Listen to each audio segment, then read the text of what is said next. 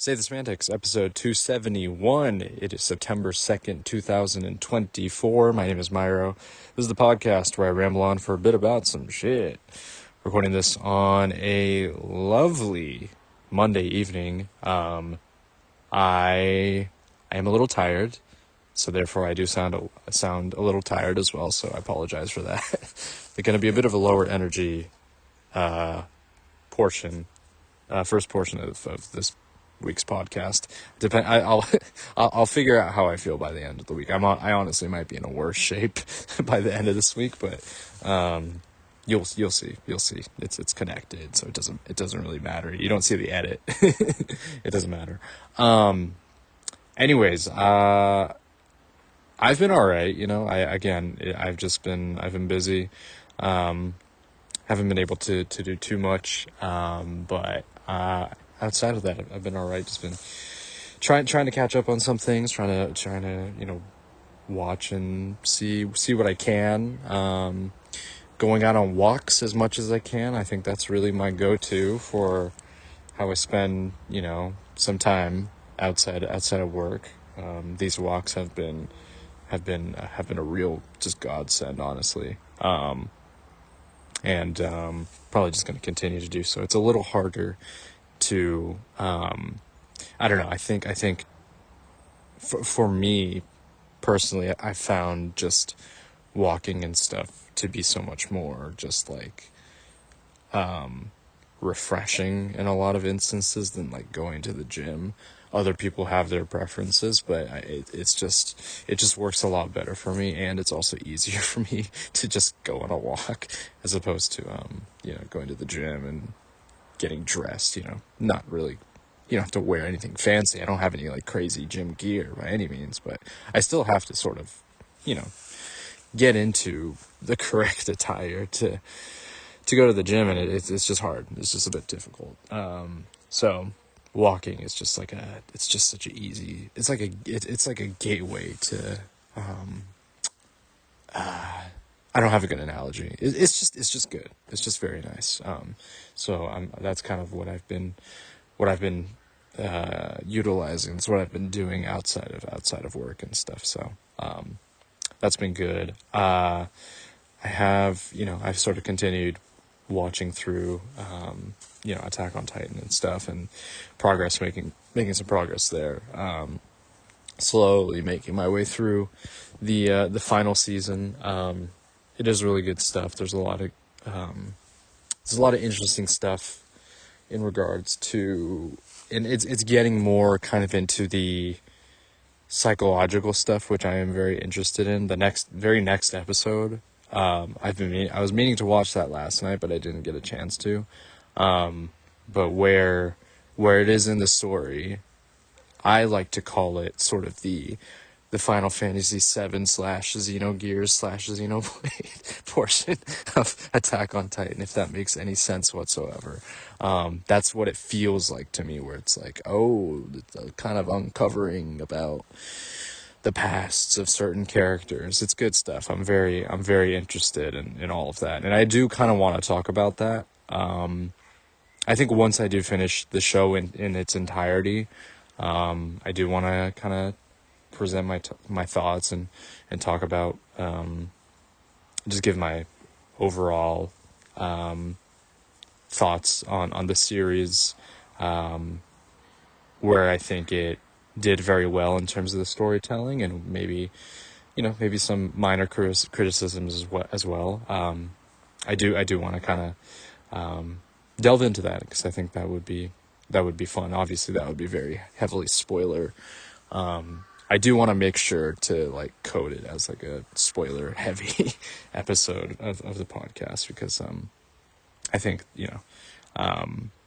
that pretty much everything that I'll most likely be discussing is going to be related to the story, the ending portion of the story and everything. So I do want to kind of get into that, but there's a lot to delve into. I think there's probably going to be more as it sort of kind of opens up.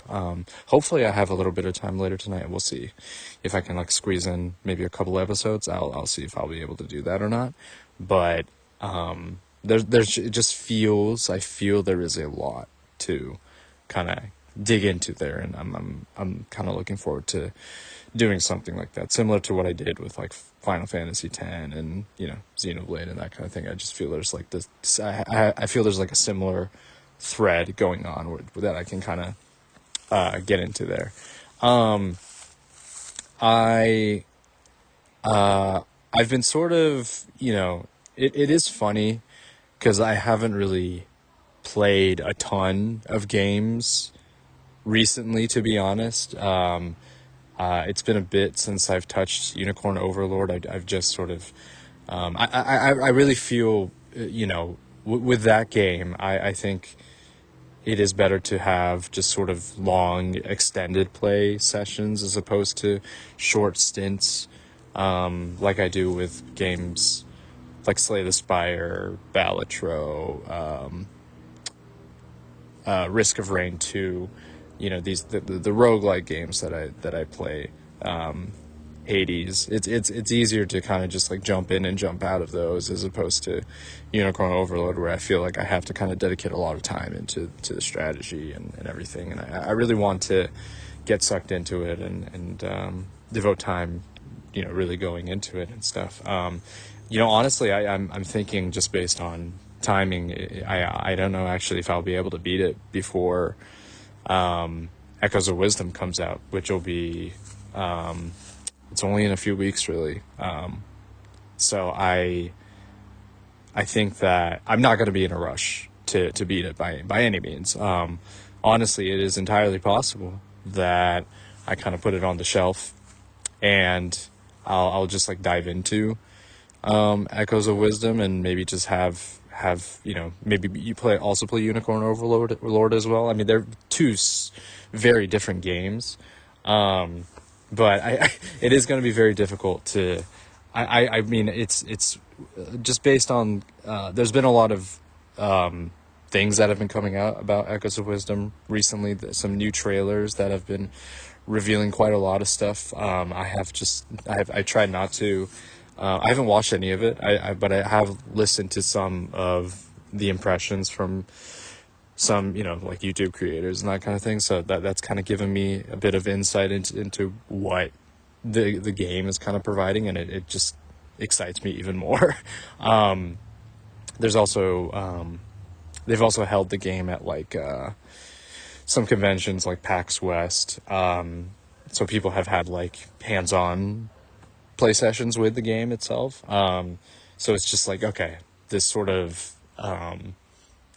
the marketing for the game, the push for the game to be released is really, I'm really starting to feel it. They're even, they're along with kind of that bigger trailer they released, they've also been kind of releasing little snippets here and there of little informations, some things that they took out from one of the larger ones, but there's this real sense that they're, the sense of like a marketing push behind this game. So I'm just like, it feels, it's not quite to the same degree as I felt with Tears of the Kingdom, where I'm like, dude, I just want this game out. I just want this game out.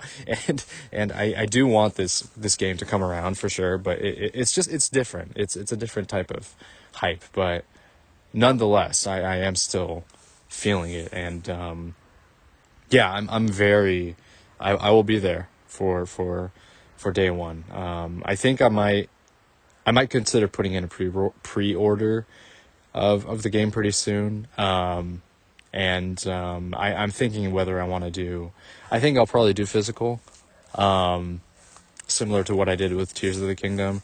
What I actually did, and I know this sounds so silly, really what I could just do to make it easier on myself is just put a pre-order in on Amazon or something like that and have it be shipped directly. But what I did for Tears of the Kingdom, actually, and this is not it's stupid, but I pre-ordered it to Best Buy because that's where That's like the only place. There is like a GameStop, and honestly, the distance from the GameStop and the Best Buy is pretty. It's pretty minimal. So honestly, I could have done that and gotten to the GameStop to pick up the game, but I did Best Buy instead for some reason. I might do GameStop actually. I might do like a GameStop swing by because it's just kind of fun, like knowing it's like it gives me like it gives me just sort of like a reason to go to an actual store and then pick up a game. Like that's just like a good feeling, and it's I know it sounds kind of silly, but I I think I miss that aspect of purchasing games where you actually go into the store to buy them. Like I remember it's just like I remember picking up the first games that I did for like my GameCube, and then just like having kind of like a memory of that. Like I remember I bought, or rather I think my parents bought me Wind Waker for GameCube at like Costco or something like that. Like it's just such like a, you know, and then actually having the game in your hand and being able to play it like right afterwards is something, And I think some of that like physical feeling is kind of lost with digital media nowadays. And although in terms of like accessibility and the ability to just kind of have that instantly. I think some of the physical media aspect of having a collection of games, I think, is a little lost in some instances. And I am not by any means like an avid game collector or anything like that. But I do appreciate having certain pieces of memorabilia or pieces of like game manuals and that kind of thing. Those things are really cool. It's like a really nice kind of it's a really nice like not substitute, like supplement to the rest of the game package. So am I sort of like replicating the experience of going into a store and actually purchasing the game? Maybe, right? Maybe there's a part of that process that I think has gotten a little lost with time. And maybe part of me is just like, I kind of just want to have that as a way to go about it, you know what I mean? And I think there's like a very, I mentioned Wind Waker as an example of, just like a sort of like a memory of mine. I have like a very core memory when it comes to, going out of your way to buy something, you know what I mean? And this is probably something I've talked about before, which is not at all surprising considering how much I talk about Xenoblade, but it is just such like a, it's just such like a key moment in terms of like my experience with gaming, in terms of going, searching up a game, learning about it, and really wanting to go and get it. So for the original Xenoblade Chronicles that was released on Wii, for years I had wanted to, and honestly this is probably something that I'm going to continue to retell as I just whatever, as many times as I will. I'll probably just retell this, but for a very long period of time I had been wanting to buy the game. I think I watched a couple of videos on the game, and just hearing the music and seeing what the world looked like, it just had me hooked. I'm like, dude, I have to get this. Like, it's just like, I have to get this. And for the longest time, the game, they didn't really create a ton of copies for this game. When it did get localized to the States and to, to Europe and that kind of thing. So there's like a very limited, physical copy release run. And so copies of the game, of the Wii version, went up to like $120 on eBay and stuff like that. And I was like, dude, I can't. I mean, I was like barely in high school at that time. It was maybe like, it was like middle school for me. So I was like, dude, I don't have, it's like allowance money, like barely, like I don't have that. So once, I think I had been like searching, and I was like, dude, do I just have to bite the bullet and get it on eBay and that kind of thing? And I got very lucky, looking through GameStop, and I found that in one GameStop store, somewhat close to where I lived, there were two copies of the game, two used copies of the game, and I'm like, dude, I have to go get it like right now. Like, it's like, I don't know how much in demand, like, those copies were gonna be, but just based on the prices online, I'm like, dude, it's entirely possible someone might snag these and resell them for a ludicrous price. So I was just like, I was like, I set my goal. I didn't have a car, obviously, because I was like 12 or 13 at the time. And maybe like 13. Yeah, it was like probably like 13 or something, 13, 14. And I just like went, I took the bus. I went to the store, picked it up for like, I think it's like $50 or something like that. And it's just like, it's that whole like experience of just, finally getting my hands on the physical copy itself is just you just can't, fully just like replicate that when you buy a digital piece of media. You know what I mean? It's just different. It's just different. And even with the experience of me, going to the store and getting my pre-ordered copy of Tears of the Kingdom, and what I'm probably going to do for Echoes of Wisdom, it's not going to be the same. Obviously, it is not going to be the same. One, because I'm not a kid anymore, so it's just different from, like that sort of excited feeling of like, ooh, I finally get the toy that I want. Like it's very different for sure. But there's still, I still value having like the actual physical medium in my hands to a certain extent. And I think with nowadays, and with kind of how things have been recently in terms of Nintendo, certain companies like Nintendo closing services like the Nintendo 3DS eShop or the Wii U eShop, there is a chance that those digital titles might not be available for players any longer, right? You could argue it's sort of the same in terms of physical copies of the game. It's like, oh, those are just going to be limited because they just don't exist anymore, or people that collectors that just already own those titles anyway. But with digital media, it's like you just can't access those anymore unless you already previously downloaded them.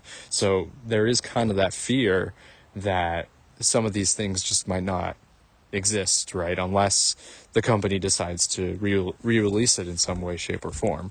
And so for the things that, I guess you value and that kind of thing, there is like a real sense of, I don't know, you really kind of put a lot into like an object, right? You can kind of make the same argument for why certain people, like older people, like why they hold on to, certain items as like maybe possibly like antiquated those things are. It's like, well, you can't even really use those things, and maybe it's like dusty and stuff. But there is like kind of like a there's kind of like an not intrinsic, I don't think that's the right word. There's a certain value that that person will put on a physical object. You know what I mean? And that's why they continue to have it in their homes and keep it on their person. Like there's a lot of instances of that, right? And so it's kind of like a similar thing with your favorite games or your favorite toys or whatever. It's like it's difficult for you to simply just like not have not have it in, not be able to hold it in your hands, right? So there's aspects of that. I think people who are collectors, they probably have a better argument as to why they go through, the process of just creating and collecting these insanely large libraries of games and other just medium and that kind of thing. But I think it's probably kind of in line with what I've already said in terms of just being able to really refer to it, have it in your hands, and just have, just kind of honestly like a proof of its existence, right? So I think there is really something special about that. There is something special about that.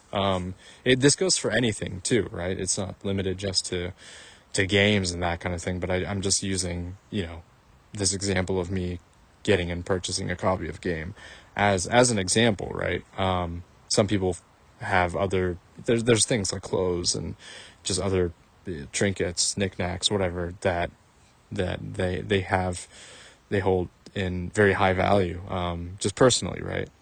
So it just depends on, what it is for someone and how they treat it and that kind of thing. But yeah, just a part of me is like, I kind of enjoy, going back to just actually going and getting a game, that whole, sequence or process. I enjoy doing that. And then two, there's some kind of satisfaction I get from it. Outside of just like purchasing a game and playing it. And again, these are all just, that's just kind of what I've found to be, enjoyable. I think the games that I have, and it's not all games. There's a lot of games that I do have that I just have in digital form, that I do love. But I think the games and the ones that I do appreciate the most, I do try my best to have like a physical version of it, right? So again, it's preference. I think you could argue for, I think one argument you can make in sort of an argument for digital media is space and potential waste and that kind of thing, and I definitely get that. But as long as you yourself take good care of the collection that you do have, then I think it's like, okay, then you can sort of justify having an item and that kind of thing, right? I don't know. It's just sort of, all in all, I'm just like very excited to, get Echoes of Wisdom, play another Zelda game, play as Zelda in a Zelda game. It's still crazy to me. You know what I mean? It's been 2 months since the game has been revealed, but I'm still just kind of like, it's been more than 2 months, honestly, since the game's been revealed, but I still am kind of like, wow, it's actually crazy that it's been so long that they haven't even done that. But yeah, that just honestly, just talking about it right now, just just makes me want to just like actually pre-order it. So I'm honestly gonna probably do that tonight. I think that's gonna be the goal for later. But yeah, it's been the marketing push and everything that has been, it's been working. I mean, I was already sold in the game and stuff, but I'm very interested in seeing, and I don't personally care that much about sales, whatever. But I am interested in seeing how this performs. Hopefully it performs well. It is really funny. And I didn't know this, but the Link's Awakening remake sold like 7 million copies, which is pretty good. And then Skyward Sword remake only sold like 3.5 million, which is crazy to me. It's such like a that kind of shocked me, honestly. I was like not expecting that. I know that Skyward Sword was not super financially, like, I mean, it was like fine for what it was for like the Wii generation, but it wasn't as like financially successful as I had maybe thought it was, you know. And it is funny that how that kind of sentiment back with the Wii is a little kind of reflected with the Switch version as well, where even though this is like a 3D Zelda, it's one of the mainline Zeldas, like a remake of an older game in a 2D sort of format still outperformed it by it, like doubled it, right? Which is like, it's crazy to think that, but it's kind of like I am curious about that as well. Like, despite Link's Awakening, one being a remake of an older game in the style that it is, and it being just in kind of that, that kind of cutesy chibi art style. I'm curious if that sort of brought mass appeal to that specific title, and I think I'm wondering if that appeal is going to kind of transfer over to this one as well. I'm expecting that this. I actually don't want to place expectations, but it feels like this game I think this game is going to be successful for sure.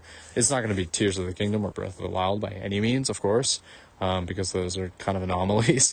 But I think with those recent successes and this kind of like really big, you got the huge install base with the Switch and everything like that. And this kind of, people know really, there's like a huge kind of universal appeal with Zelda now, before then what it was before, back in the Wii days or the Wii U days, right? So I think that should potentially translate to it being pretty successful as well. So hopefully it does really well, though, because I think it would be great to see. I think that also with that success, and I've noted this before, but if Nintendo kind of sees the response to this game and recognize that people are willing to see a potential switch up with the protagonist and having Zelda as the main character of her games, I could see this being like, hey, listen, maybe we could implement this in one of the mainline games in the kind of in the 3D Zelda games, and I think that would be great to see. I think having there was like a huge formula shift, obviously, going from what it was to Breath of the Wild, and maybe there could be another shift going into the next console generation with the Switch successor. So I think, regardless of anything, like, I think this bodes well. I think that there's enough of there's enough audience pull, there's enough excitement over this game in particular, that I feel confident. I feel relatively confident that in a future title for kind of the mainline 3D games, that there will be additional play styles or options with different characters like Zelda in kind of like maybe like a co-protagonist role with Link. I think that would be pretty cool to see. I want to talk about more stuff. There's more things that I wanted to get into, but I unfortunately don't have the time for that right now. So I'll save that conversation for either later this weekend or later this week. We'll see, in terms of just like timing and that kind of thing. Honestly, I don't know, man. I honestly might come back and record something tomorrow too, because I've been meaning to I have like some topics, some things that I wanted to discuss. Just considering, just in just sort of in response to kind of the gaming developments and that kind of thing. And one of the things that I want to talk about is what games I want to see remade. What other titles I want to see being, remade slash remastered and maybe brought to the Switch. I think that would be kind of fun to talk about. And considering just how many games have arrived on the Switch, it's like, okay, what else can I be greedy about, So, I depending on how I feel, I'll see if I can squeeze it, but I might do another recording maybe tomorrow, or obviously if not tomorrow, then later this week. But yeah, it'll just be a nice little talk that I kind of want to spend a little time getting into. Okay, anyways, depending on how I feel, depending on my timing, depending on my schedule, I'll see when I'll be able to record next. But I'll check in the next time around. All right, recording this on a Tuesday, back-to-back days. Yeah, that's right. I don't give a fuck. This is my thing. I can do whatever I want. Who made the rules? I do, right? This might be, in the history of me recording and doing all of this, this might be the first time that I've done something like this, and it is just like breaking new ground. Crazy stuff, you know what I mean? Honestly, I'm kind of scaring myself a little bit in terms of the levels of ambition that I'm rising up to, you know what I mean? It's a little crazy. This week I just I had more things that I kind of wanted to get into yesterday. But I just didn't have the time to, so spreading this out to today, and then I'll most likely follow up with something later this week. So got ourselves a 3-parter for this week's episode. Anyways, there's like a good amount of stuff happening, as I have alluded to, as I have mentioned, in terms of just in kind of the gaming space and everything like that. Honestly, it feels almost apt and kind of appropriate to talk about today some of the things that have been happening. I've been wanting to kind of touch on this a little bit, because I don't believe I've talked about it previously. But so at the time of the recording right now, there's a game called Concord. I might have mentioned it. I don't remember. Maybe there was it showed up in a showcase, I think last year or earlier this year. I don't exactly remember. I think it was earlier this year, because it felt like a kind of a quick turnaround time since the sort of official announcement and then the release, which was less than 2 weeks ago. And it feels it's one of those things where it's not something that you come across very often. I'm not someone, until really honestly pretty recently, I'm not someone who keeps up with the financial side of gaming and that side kind of thing. It's like maybe I'll look into game sales and be kind of curious about that kind of thing. But I think with Concord, just the sort of astonishing level of failure that game is pretty wild. I mean, it's something that I've been sort of just very curious about since the get-go, since it was released, or since the announcement was made for its release. I've just been very curious about this game, because it's like such a, I think it's going to be, if it isn't already, it is going to be quite the sort of business case study of why it was such an astronomical failure. As a bit of a background, if you aren't aware, Sony PlayStation, they announced this game Concord, which is a sort of a live service multiplayer shooter game, very kind of typical, kind of along the lines of an Overwatch, or I think maybe a Valorant, one of those types of games. hero, you pick up hero, and then you sort of team up with other players to go off against another team. Pretty nowadays it's pretty established, like what kind of game it is. I think maybe 10 or so years ago, when Overwatch was first released, it wasn't as much. But this game has been in development for 8 years, reportedly.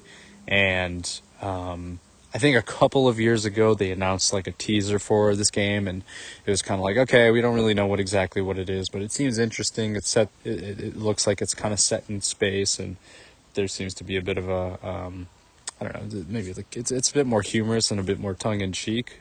And then earlier this year, they released kind of they gave like a full, honestly, like a direct, basically. Like they give a full presentation on it.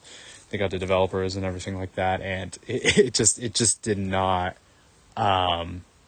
it did not appeal to a lot of people. A lot of people had criticisms with it, just in terms of the presentation and how it felt very generic, how it felt like, kind of like a, Guardians of the Galaxy kind of knockoff. And you also get that sense as well, because when this game initially started developing, when this kind of idea came into inception, it was right around the time the first Guardians of the Galaxy was released. So I think like Sony, whoever were like the heads of Sony at that time, looked at that and were like, let's run with it. Let's try to build something off of this. And well, it took way too long, for one. The cost of developing the game was, I think, based on what I've read and what I've heard, is like at least $100 million, and it costs like another 100 or 200 million to acquire the studio to develop this game. So I think maybe overall in total it was like 200 million if you take into account like the acquisition costs and everything like that. So it's like you have that, and the game was released 2 weeks ago, less than 2 weeks ago. It was like 12 days ago, and it already is getting shut down. Like it is already getting taken off of, live services. They're going to stop selling the game. They just put out an announcement that they're going to offer full refunds for the game, which is crazy. Like it's something like I haven't seen something like this, to this extent of like, of a failure of this level. I'm aware of certain games and certain other kind of services that fall under this category of, live service, player shooter games. There was that one called Anthem a little while back, and that was kind of notorious for being, a financial failure and not living up to the expectations. But beyond that, like I'm not someone who is like paying attention to like, like this game like fell under expectations and that kind of thing. I'm not someone who is constantly keeping watch with that kind of thing. So to have something like this happen, to the point where it's like I'm like aware of it being just like it's like everywhere in terms of like, games, media, and journalism. It's quite widespread now. It's pretty astonishing. Like it's just something that you don't see a lot, and I thought it would be kind of worth talking about it. One, in kind of connection to what what players want, like what gamers want from games in general, and what I kind of think about it. And then also in terms of like market and what it means for other games and other games' success. You know what I mean? I think for a while now, I've touched upon this. There has been there's been a lot of grievances about development cycles, about how long it takes for games to be made, and of course how much it costs games to be made.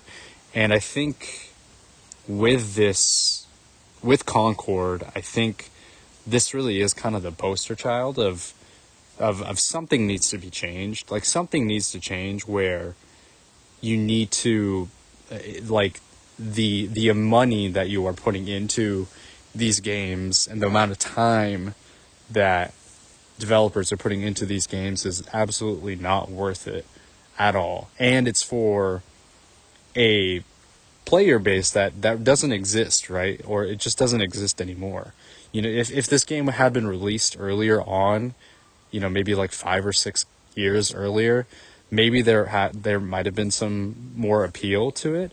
But I think there are so many games, like free shooter games out there. You could obviously point to Fortnite and like CS:GO and these other games that already have had just like a decade plus of being out in the market already.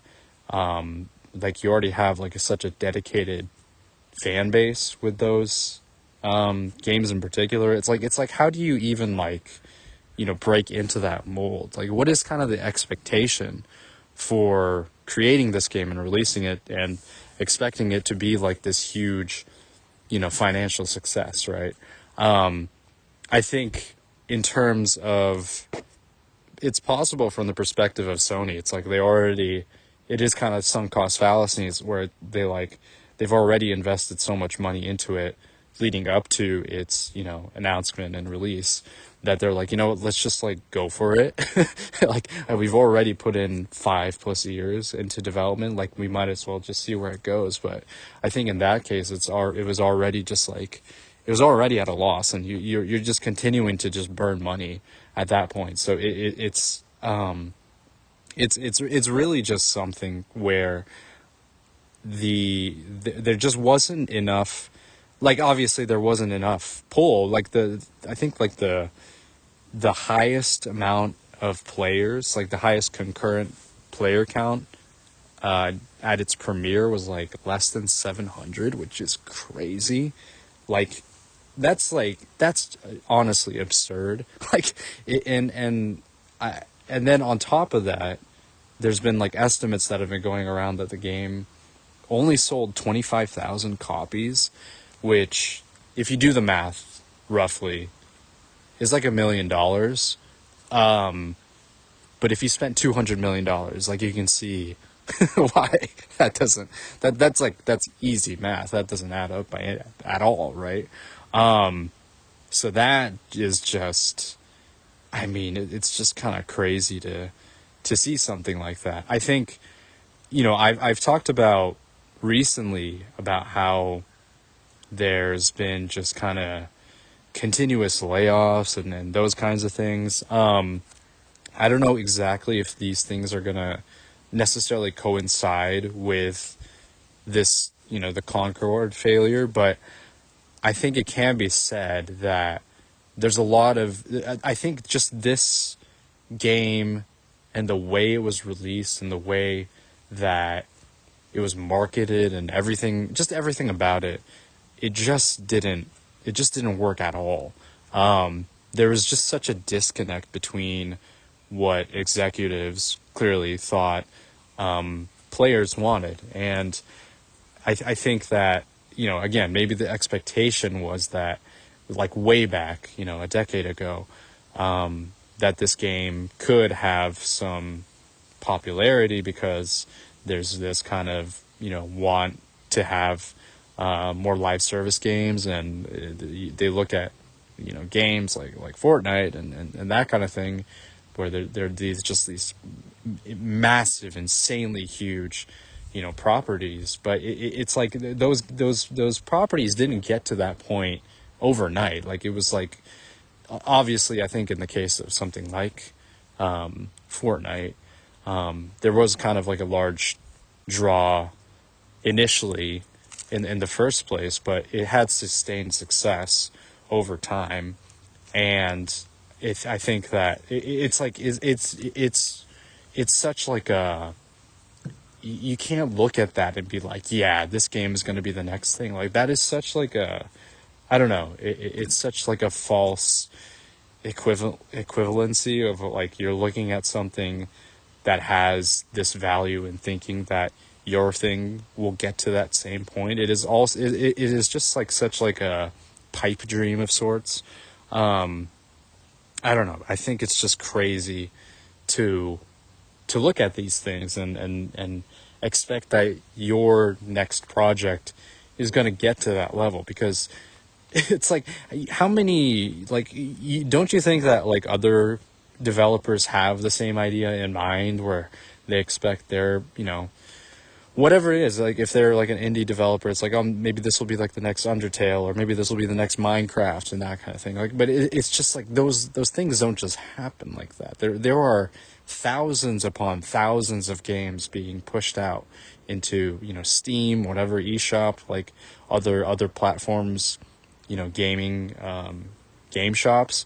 It's like, why do you think that this is going to be the one that's going to, trump everything else? Like that's just not going to be it at all. So I think it's just like this, like such like a crazy mismanaged expectations of what this game could be, and just like this overblown, like, yeah, no, we're gonna try to put our, money into this, and we're gonna reap some insane profits. And it's like, no, that's just not it. You're like, just mathematically think about it. Like, it's not that really, I mean, of course the logistics and everything involving game development and marketing and all these things is complicated, but like, just the math just doesn't add up. It just, like, the amount of money you're putting in, you're not going to get that back. You know what I mean? It just isn't going to come back to you in the way that you think it does. It always, I think it was like a couple years ago, or maybe it was last year. I don't remember. My just my memory is just kind of, squishy. I don't really. I have, it's kind of mush. I kind of go in and out of remembering certain things, but there was a PlayStation showcase, which is like, kind of one of their bigger showcases, a little while back, and I remember, and I didn't really particularly care too much about, I don't care about, about these games too much, because I'm probably not going to play them anytime soon. I don't own a PlayStation, but I am interested to see like what the other platforms offer.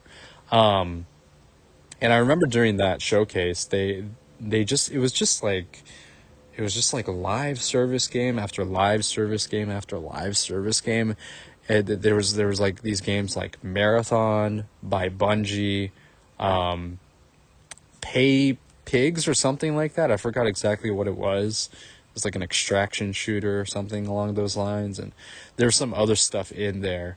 And I remember seeing this, and I was like, even as someone who is not a consumer of Sony products right now, I feel like I don't understand why they think that continuing to like saturate this market is like a good idea.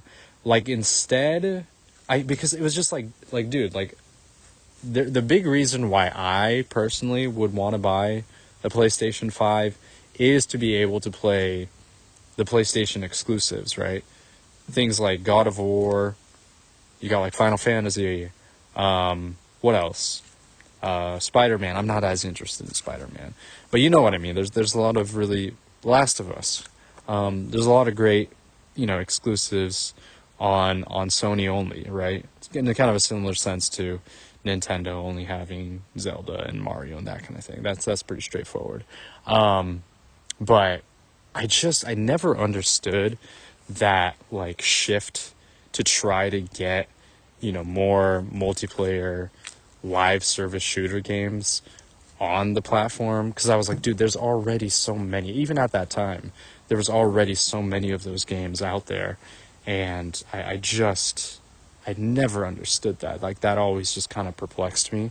I was like, dude, why wouldn't you want to focus on, like, instead of like trying to do something that is like not exactly known to have a high level of success, like, why don't you focus on doing the things you already knew what to do, which was like these single player, cinematic focused games. And it was just such a, I don't know, I remember that showcase and being like, okay, I mean, these games look interesting, but then, like, finding out that they're just like multiplayer shooter games, I'm like, dude, I feel like I've seen this game before.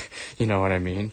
What other game? Ghost of Tsushima, like those kinds of games. Like, there's a lot out there, where there's there's a lot of reason, and I think for someone like me who is not part of that quote unquote like ecosystem to get a system and try it out, so that I can play these games that I wouldn't have been able to if I didn't have a PlayStation or that kind of thing. But I just think it's just such like a, I don't know, it was such like a weird, even for me, I know nothing about running a company, but I just felt that even at that time it was just like such a weird decision to like pivot towards that. It's like, why wouldn't you like stick to your bread and butter instead of doing this weird thing? But anyways, I just, it was just sort of like, and now it's like those other games that I don't know, are they going to come out this year? Are they going to look at Concord and see how much of a colossal like failure it was and be like, okay, maybe we should just like not do it? Or is it just going to be, again, another case of sunk cost, where they've already put in the money to developing these games? They've put out teaser trailers and that kind of thing. Are they just gonna go for it, and try it out, and maybe hope that one of these is gonna stick and land and maybe try to garner an audience? But it just feels, I don't know. It's really interesting. One, like, I obviously I have no connection to any of these things, but I think just as like a study of the industry and the study of these kinds of things, I think can be really telling of what the future may hold, right? So like right now, it's like, it could be, I think we're sort of in like not a great period right now in terms of just like the industry in general, in terms of a lot of things, as I've already touched upon. My hope, and I know there could be like, it's not it's not exactly good news that this game had was just such an insane loss. But I think my hope, I think, is that moving forward, developers, publishers, whatever, will look at it and be like, something needs to change. There needs to be like a fundamental shift in terms of the way we do things. We can't just blow our budget on creating these games that it's just like this, like, we hope that this will result in a huge like windfall, but you're just riding on a hope and not something that has a player base for, right? Cut back on the budget, create smaller games that still will have some sort of appeal, and then cut down on development time. Another thing that I kind of noticed with this, and this kind of goes into the conversation with development time, especially in terms of this year, the release schedule of games this year. But on kind of like on the, the Sony PlayStation front, they're really, I'm trying to think, like, outside of, I think, maybe a few games like Black Myth Wukong, that's like a huge one. I mean, that one is kind of like, it's a bit of an exception because there wasn't, it's not tied to any huge studio. There's a Chinese developer, that kind of thing. I might have like talked about this a little earlier, but outside of that, outside of the Elden Ring DLC, I'm struggling to think of games that like Sony has released that it's like these like major releases, like these insanely big blowouts. Like last year, I think comparatively this might just be a down year, honestly, because last year was so insane in terms of the games that did come out. Really the last couple of years. But it's like you look at that, it's like I feel if you are someone who is in an executive position, I don't have sympathy for those people, by the way, but I'm just saying, like, if I were in their position, I feel like in terms of decision making, I would want certain games to be released at least once, like at least one franchise game released per year. They released Spider-Man, they released Baldur's Gate 3. I know it's not related to, it's not a Sony property, but you know what I mean. They had those last year. They do have Astrobot coming out, which looks great. It's along the lines of something like, Crash Bandicoot, that just kind of the colorful platformer game, and yeah, that looks really fun. And hopefully, I hope like that is successful, because I think that will give companies more incentive to create those types of games as opposed to doing whatever they're doing. But I just found it to be kind of interesting that this past year, it really hasn't felt like there's been a ton that's come out. I think that's not super crazy to say. I have heard that sentiment in other spaces as well, in terms of releases and how people are not really playing a ton of games this year, but going back into their backlog or their library and playing through that, like myself. So it could just be a case of it being a down year across the board for all systems and all properties. But I just think that just in terms of the way in which games are developed nowadays and the development cycles and all of these things, that there has to be some kind of a change, I think, for it to be sustainable, for there to be some type of success. And then on top of that, you have to have more just managed expectations. So then you don't have all of these studios getting laid off and all of these, developers and, creators just losing their jobs because the company, or the publisher, whatever, they thought that the game would sell way more than what it really did. It's like you just have to kind of temper those expectations so it doesn't turn into, it doesn't continue to be kind of a shit show what it is, right? Because it sucks to see, and then it leads to just distrust in the industry. It leads to less people wanting to get into game development. I think I feel, if I was someone who was like a coder or a tester or somewhere along those lines, and I was looking to, break into, the game development industry, I feel like I would be incredibly discouraged by everything that's been happening. Like it just feels like there's no job security at all.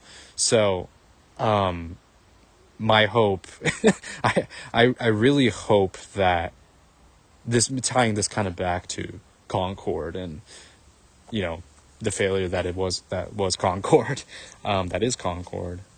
My hope is that, you know, industry members can kind of look at this and be like, there has to be things that need to change. We have to cut down on our budget.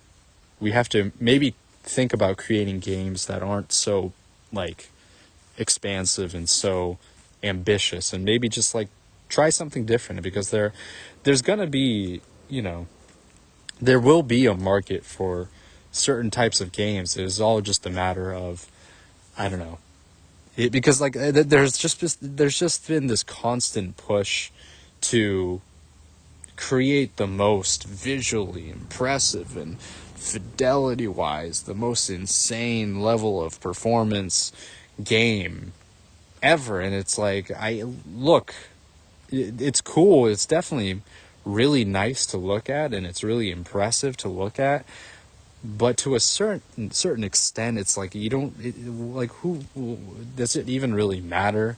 You know what I mean? It's like you've reached a certain point, you're trying to cross that threshold to an unforeseen to an unforeseen level, and it's like it doesn't even really matter. It doesn't matter if you put in another extra 20 million into this game just to, you know, have their hair flow a little bit nicer. It just doesn't really make sense. It just doesn't work. And so I don't know, there has to be some changes, and I'm hoping that there will be some changes moving forward. Anyways, I think I'm going to leave it off for now. I've talked a lot today already.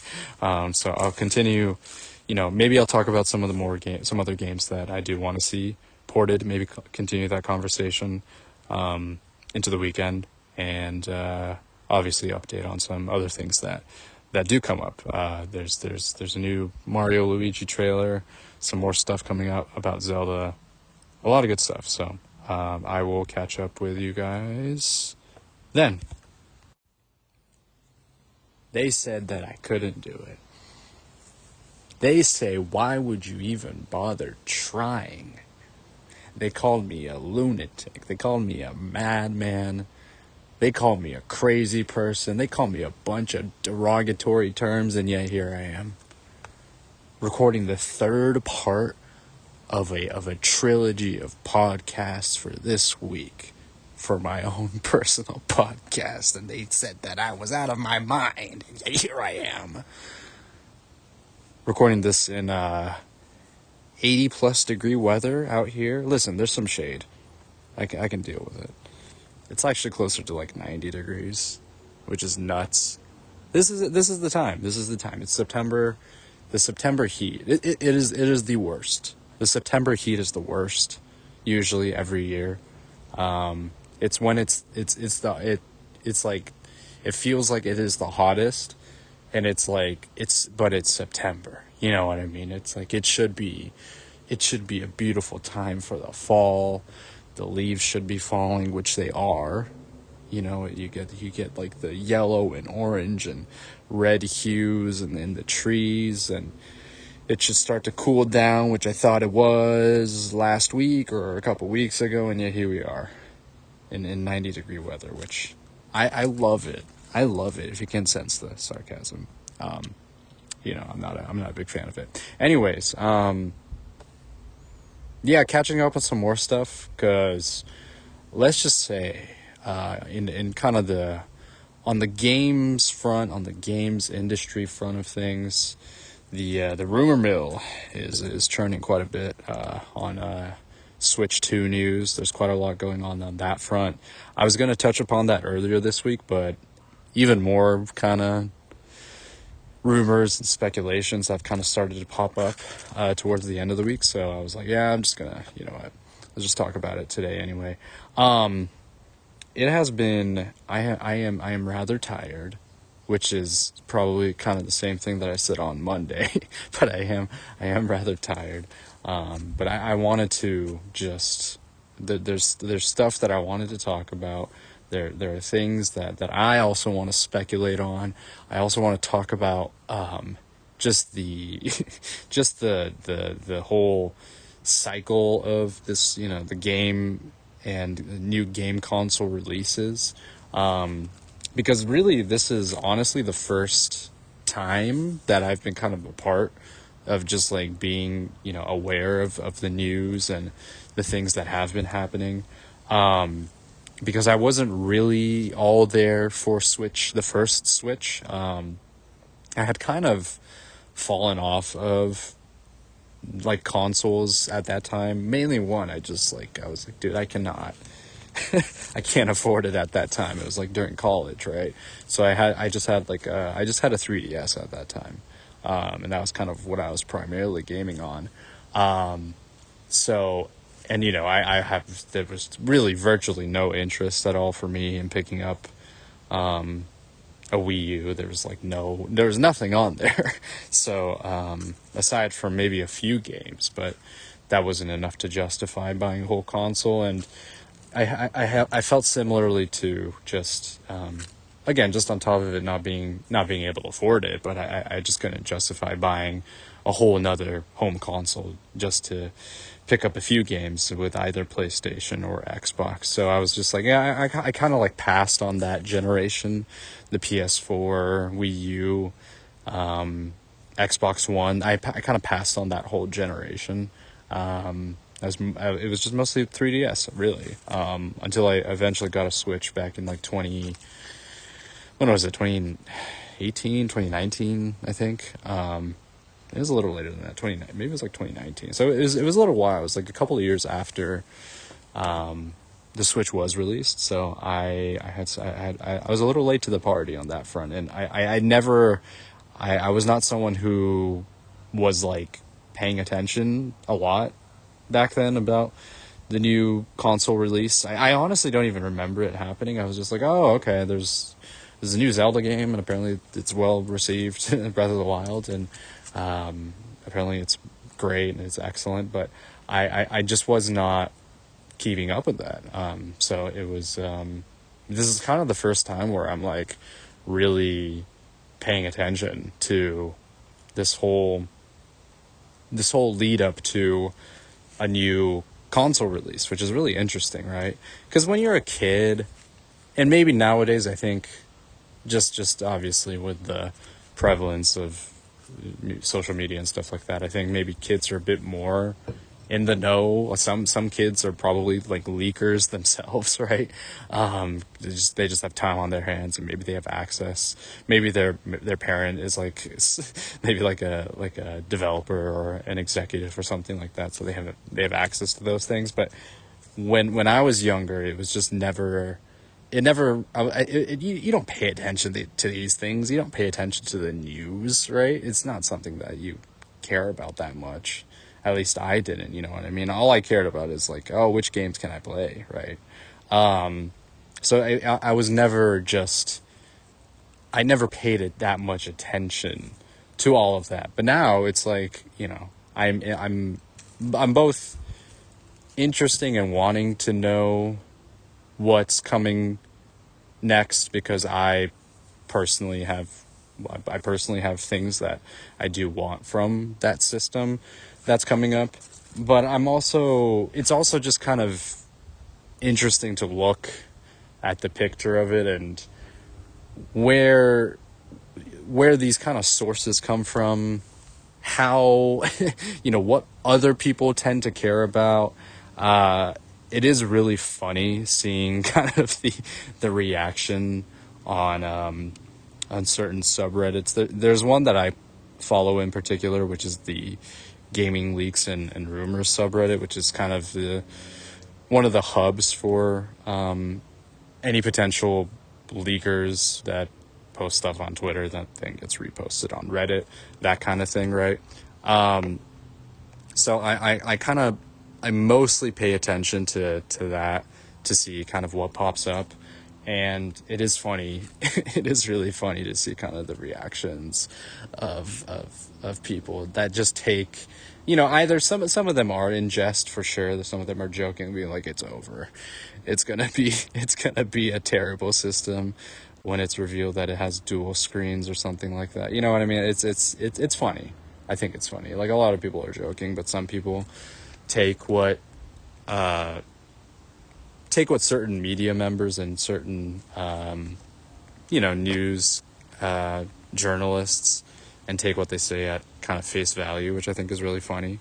But it's really not that big of a deal. You know what I mean? At the end of the day, it's really not going to be that big of a deal. But I do think it's funny watching people just completely just extrapolate it into something like it's over, the new console is gonna be garbage, it's gonna be a Wii U 2. Like, it's good stuff. It's funny just to see those kinds of reactions. I do find it to be interesting where there is really a select number of people who seem to be in the know and who seem to really have certain connections, right? And that have those connections and are also willing to put that information out there, right? I am nowhere, I have no idea what, like, the NDA and, just kind of clauses that exist in regards to like, if a certain employee of a company decides to provide information to a leaker or something like that, how much of that is risky for them to do so, and what type of benefit would they be receiving? Do they get like a monetary benefit for providing that information? Because then the leaker who leaks out that news is able to run a story or something. I don't know. I don't exactly know what the paper trail for that would look like. But I do think it is interesting thinking about kind of the players in that space who are primarily responsible for leaking out information. Also how that information, kind of where that information comes from. I think a pretty big indicator that I've noticed recently, just sort of following along, and this is a very kind of basic look at it, because I am not at all aware of the intricate details of the industry and whatnot. But when it comes to development of parts for a system, that seems to be like, okay, that seems to be a pretty big,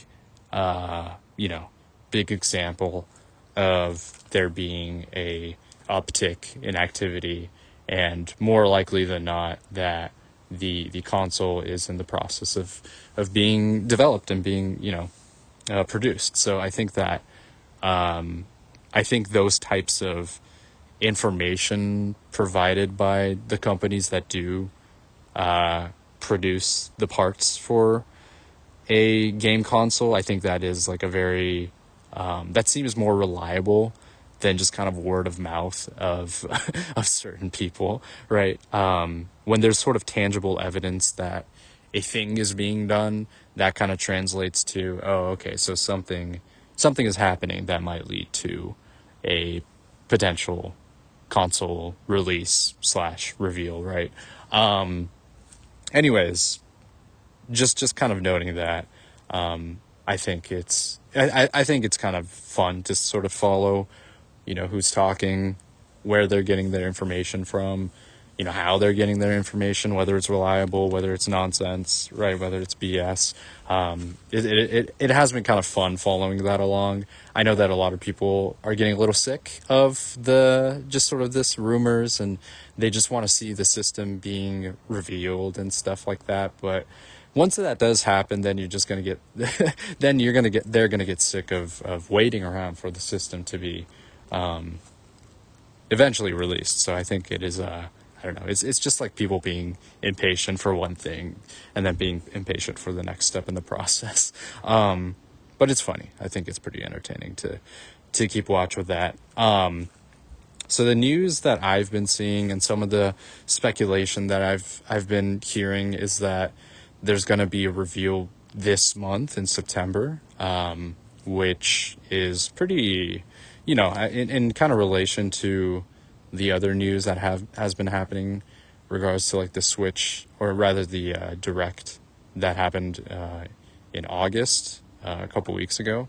I think it's sort of lines up in that sense, right? That they're going to be they're sort of skipping the September Direct, the September kind of regular Direct that they would have, in lieu of a console release announcement.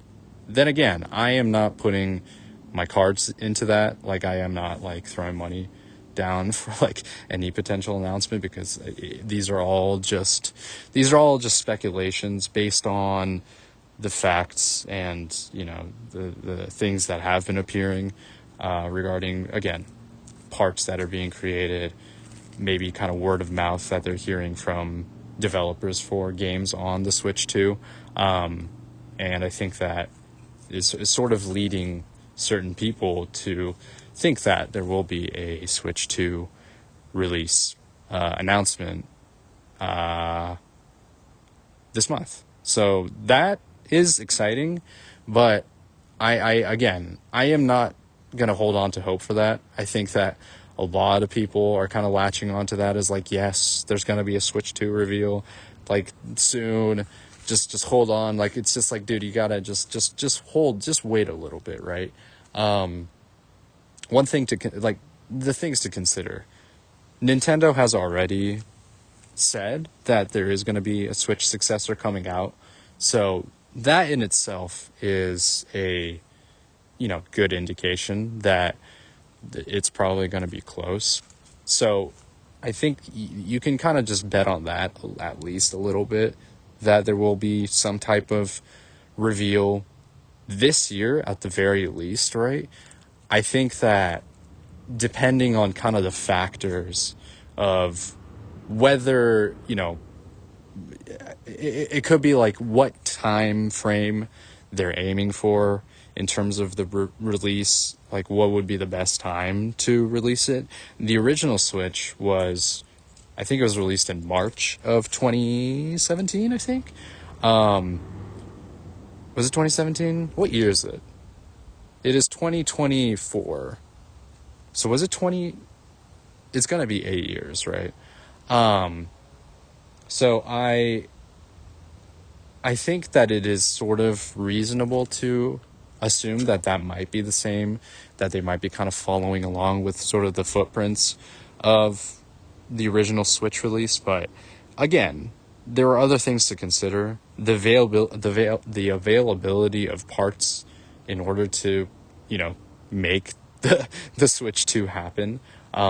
Making sure that there is like, quality control, all of those steps like that. I probably don't even know what it would be like to release an entire new home console like that there's probably so many things that go into it, right? It is not just developing it. It is also, making sure that it is good enough to be released to the public, right?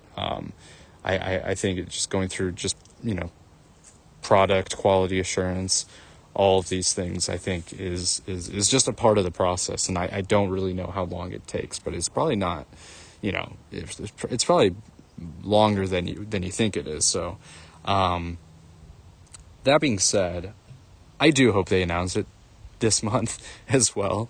It has been a while since they've really noted anything. Well, they did say that to not expect any Switch 2 to news before the August Direct, but outside of that, it's been pretty quiet on their front, right? They're really, it really feels like they're prepping and getting ready for the successor to be released. But I do hope they do, because it's been, I think it would be cool to see the announcement being made and kind of being a part of that whole thing. And and two, I think it would be, it would be kind of sort of like a relief knowing that this thing is actually going to come out right, because there are possibilities, and I really don't think this would be the case, since Nintendo themselves have acknowledged that the system is going to come,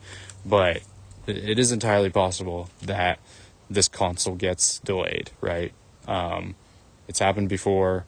It's sort of been speculated and reported on that the delay had already occurred this year, right? So instead of releasing and revealing it in 2024, they've like pushed it back, right? So and with that, there was kind of, because like essentially what I'm talking about is kind of similar to what had been sort of speculating around the same time this year as well, because the expectation was, okay, we're sort of going, this is year 7 or so of the Switch. There are clear indications that there's kind of a decline in terms of the the sales of the console itself, while it was kind of off of the backs of Tears of the Kingdom, which was obviously incredibly successful. That doesn't mean that it's going to be the system seller. It's not going to be sustainable across the board. So it's like people were thinking like, okay, based on that, we could see it where the Switch successor gets revealed in 2024, but that just was not the case, and it seemed to have been delayed at a certain point earlier last year or this year. But that being said, it feel that there feels like there's this kind of momentum sort of brewing, and that makes me kind of excited. I'm looking forward to it. I think, again, as I've said before, this is sort of like the first time that I've been a part of the quote unquote hype cycle of a new console release. I've never particularly paid attention to it before then, so I'm looking forward to it. I'm kind of on board with. I am. I'm both making fun of people, but also empathize with the feeling of just wanting some kind of news to come out, because we're sick of waiting. We've been waiting for a while now, and just being a part of that, I think is kind of fun and entertaining as well. So it's going to be interesting this next month, if anything happens at all. I mean, we already got Zelda slated for, so that's something to already be excited for on my end. I did pre-order the game. I'll be picking that up very soon, which I'm very excited for. And if on top of a new Zelda release we get a Switch 2 console reveal, it'd be quite the September. You know what I mean? It would be quite the September. So fingers crossed, knock on wood, all that stuff. Just for my own personal tastes, it would be great to see something being revealed. Considering that it is sort of the end of this sort of Switch 1 cycle, I was thinking about, I think in a lot of instances the console is already like a great kind of retro gaming system. It's ported a bunch of stuff over. It's remastered a bunch of new stuff that I probably wouldn't have played if it wasn't brought over to the Switch 1. And that, I think you could argue that I'm already sort of satiated on that front, aside from a few things that haven't been remastered and brought to new consoles yet. So I want to talk about what could potentially still be brought over to the Switch towards like the end of its cycle, and maybe potential remasters that could be brought over to the Switch 2, right? So one of those, this is just going to be obvious, but Xenosaga and Xenogears. I'm leaning towards Gears being remastered more so than, or excuse me, Saga being remastered more so than Gears because of the kind of connection that Nintendo, Monolith Soft, and Bandai Namco already have, right? So it feels a lot more plausible. We've already seen Cosmos and Xenoblade 2. There were some properties used in Xenoblade 3 and Future Redeemed. So I feel like there's it gives me a lot of hope, and I kind of am reiterating what I was talking about last year when I played through Future Redeemed and when I beat it. It's giving me a lot of hope for the series overall going into the future, and getting some new one. Obviously there is going to be a new Xenoblade game that's going to be coming out. There was that whole announcement made by Monolith regarding hiring and that kind of thing that came out.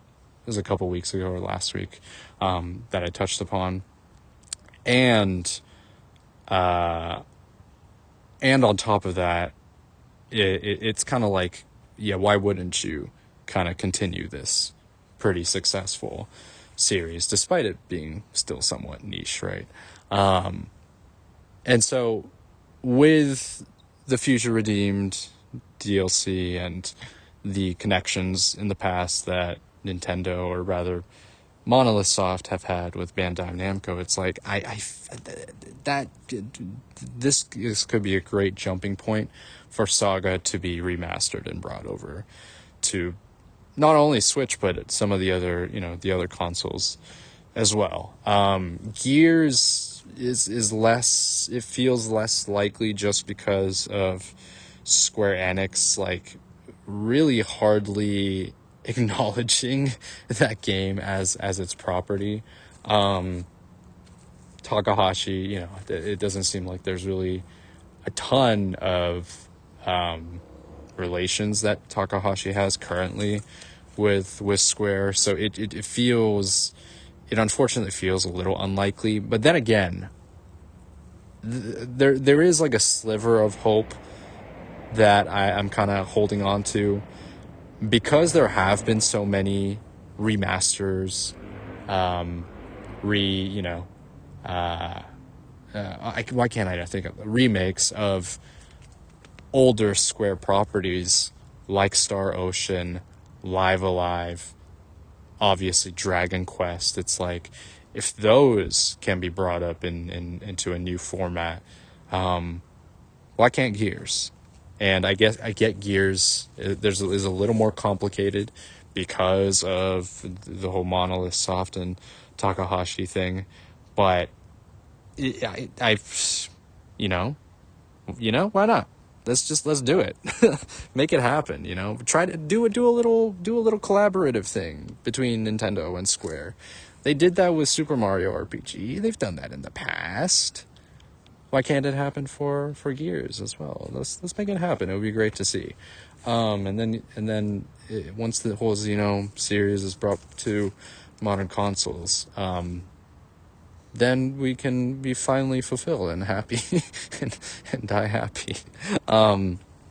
There's still, I don't know. It just, because of the success of Xenoblade, it's like, why, I couldn't see why not, at least in terms of for Saga.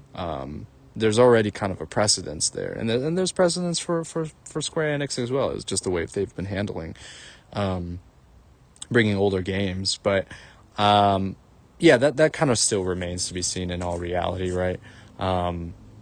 It really just depends on whether Bandai Namco or Square Enix look at these and see if it is, in their eyes, worthwhile to remaster, and then bring just the cost benefit of that, I think, is probably something they take into account. So I am not I'm not like gonna be incredibly disappointed if it doesn't eventually happen, but I still believe there is reason for there to be something there. Along those lines, Xenoblade X, that's a game where I think within the fan base there was maybe some hope that it would be brought on to Switch, and it seems a little unlikely at this point. However, it is possible that it could be brought to Switch too. Considering the potential graphical capabilities of the successor, I think it is possible that it might be ported over. I think that it would be like a great way to showcase the abilities of the Switch 2. Like if the Wii U was able to handle it, it's like why wouldn't the Switch 2 be able to? So I think, and then just kind of reintroducing the game to a newer audience who has become more familiar with kind of the Xenoblade series overall, I think would be good. And I think there are parts of X that appeal to more gamers outside of kind of the main series. One, it is not as story focused as the rest of the trilogy. I think some people might value kind of the gameplay aspect of certain games a little bit more than others. Another thing to consider is kind of the large exploration, open world nature of it. It is the most open world game out of all three of the Xenoblade, out of all four of the Xenoblade titles. And I think if you are a fan of something like Breath of the Wild, that could appeal to certain people, right? Just exploring this large open world. Other people that have played through other open world games might also enjoy this as well. So there's more. I don't know. There's more that can be. I think that there's more that can be done with X than what was able to be done on the Wii U. So I think it's exciting to think about that. If it is eventually brought over, it's the only Xenoblade game that I haven't played and that I don't own because I don't own a Wii U and I don't care to go through emulation or anything like that. So it would be great to see. That's one that honestly feels a little bit more likely than something like Saga or Gears. So I think if I were to be more hopeful for something, I think I would put that towards Xenoblade X as opposed to Saga or Gears, right? With the announcement of Yakuza Kiwami, that gives me hope that other games in the series, other Yakuza games, other Like a Dragon games will be brought over to Switch as well. Because as I mentioned, a lot of people are kind of like, okay, when they saw, that was kind of their reaction when they saw the game being revealed. I was very happy because I am one of those people that is just primarily just a Switch owner, and I haven't played through any of the Yakuza series, and I only hear good things about it. I've heard great things about the main series, also its spin-off. So I think that I think it would be great to see the other games in the series brought over to the system.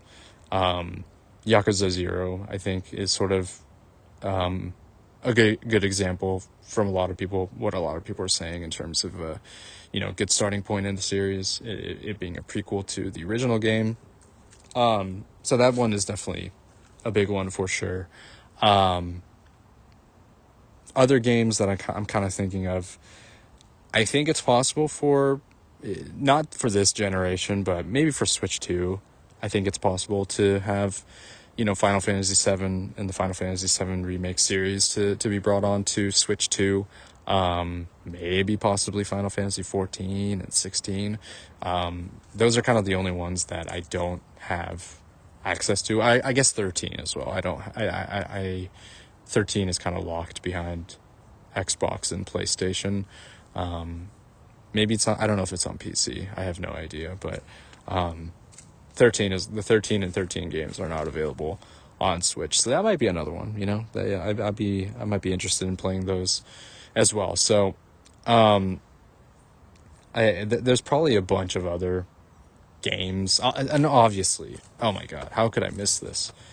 Twilight Princess and Wind Waker. I mean, I know we've been just waiting forever for that, and I think at this point it feels like it's a little too late to announce those for Switch 1, but holding out hope, man. That might be kind of the Zelda game for the first year of the Switch 2, is to announce it on announce it as kind of the quote unquote launch titles for the Switch 2, you know, which is really, it feels a little frustrating that we had to wait this long for it to be ported over from the Wii U, and considering that there is like a pretty big, you know, there is like a significant amount of people that are like clamoring for it and that have been waiting for it to be released.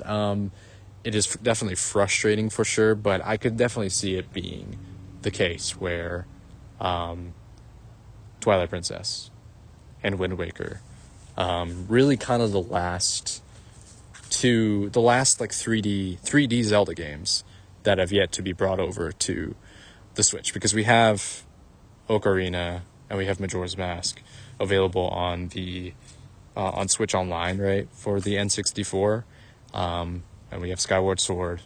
Obviously, we have Breath of the Wild and Tears of the Kingdom, and so it's just Twilight Princess and Wind Waker that we're waiting on. So, it would be, you know, it's possible that it could get revealed before the, you know, successor gets revealed and announced, but I'm not holding out on hope on that. It just doesn't seem super likely, considering kind of the trend of things. So, but yeah, those are kind of the games that I'm thinking of that I would really like to see ported, that I'm kind of thinking of off the top of my head. I think that there's probably some more that comes to mind. Really, actually, the other two Metroid Prime games, I think would be great to see. I still have yet to play through Prime Remastered, which I think it might be something that I might pick up kind of soon, because I am interested in playing through it. I've only heard great things about it, so it is on my list of games that I do want to play. But the rest of the trilogy, I think, would be nice as well, considering the release of Prime 4 in 2025. So we have just like the entire trilogy available, kind of similar to like Pikmin, you know what I mean? Before the announcement of Pikmin 4, all three of the other games were brought over to the system. So it's like, if we have that going, why can't we have that for the Metroid Prime series as well? So I would be very excited to see the other two games come to Switch. Hopefully, you know what I mean? Hopefully, I think it would be nice. A lot of other things to kind of get into, which I'll touch upon kind of briefly here. So I mentioned that like Astrobot was going to get released this week. It came out today, I think, and it's like right now it's like the highest rated game to come out in 2024, which is pretty crazy. And it looks really great. I'm obviously not going to be able to play it because I don't have a PS5. But it is one of those games where you look at it and you're like, you know, it might be nice. It might be nice to have a PS5 at this point, just to kind of, you know, play this. But hopefully it's a success. I think that I was listening to some interviews that some people were having with the Team Asobi, which is the development team behind Astrobot. And I thought they had like a really interesting approach in terms of their development cycle, where they use, it's like an old school way of writing certain ideas on Post-it notes and putting them like on a board and seeing what ideas stick and kind of running with it. It was cool to kind of hear about that background, and just kind of the enthusiasm that I'm hearing from them, and then also, you know, the players and the reviewers and everything is really cool to see, and it looks like an awesome game, and Astrobot himself is really cute, and all the other robots are really neat as well. So I hopefully this game is successful. I think it would be great to see, just kind of following in the footsteps of the Concord disaster, which I went into earlier this week. I won't get into more of that, but I think it would just be nice to see a little kind of a small success story with a certain game. I think that there's been kind of a lot of negative news that have been coming out in regard, within the game industry that I sort of touched upon. So it would be just nice to see kind of like a bounce back of sorts with Astrobot. And I'm happy that other people are having fun with it. I wish that I could play it as well. Maybe another thing down the line where I do eventually pick up like a PlayStation and play it, but PlayStations are way too expensive nowadays, so I most likely won't be getting that. But yeah, very cool to see, and I'll probably leave it off at that. I think I touched upon most of the things that I wanted to talk about in regards to Switch 2 rumors, and that the rumor mill continuing to churn on and spit out a bunch of potential misinformation. But it's fun to keep up with all that kind of stuff and hear about some of the other gaming news that have been coming out this week. So it's going to be a busy month. Again, Zelda coming out. I think there's some other releases that are coming out as well. And just little things kind of peeking through the cracks and giving us glimpses of what the rest of the year and 2025 might hold. So good stuff. I'm gonna leave it off at that for this week's episode. I will catch up probably on Monday or Tuesday, depending on how much time I have available. But until then, this has been Save the Semantics. Signing off.